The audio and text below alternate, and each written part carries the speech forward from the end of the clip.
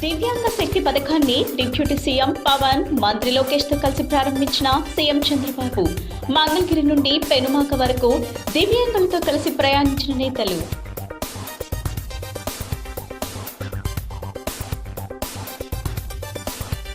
విజయవాడను ముంచెత్తిన అకాల వర్షం, వేసవి తాపం నుంచి ఉపశమనం, చల్లబడ్డ నగరం. భారీ వర్షంతో అసౌకర్యానికి గురైన నగర ప్రజలు.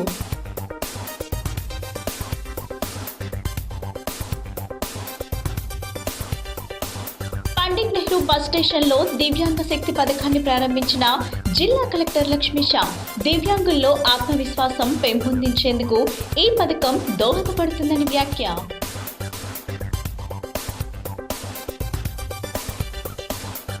పాత ప్రభుత్వాసుపత్రి ప్రాంగణంలో డి అడిక్షన్ సెంటర్ ను సందర్శించిన eagle team IG Ravikrishna.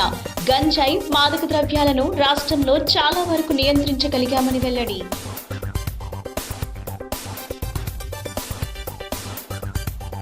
YCP తాజా మాజీ కార్పొరేటర్లను సత్కరించిన మాజీ మంత్రి వెల్లంపల్లి శ్రీనివాస్. విజయవాడ నగరం ముఖ చిత్రాన్ని మార్చడంలో చిత్తశుద్ధితో కృషి చేశారని కితాబు.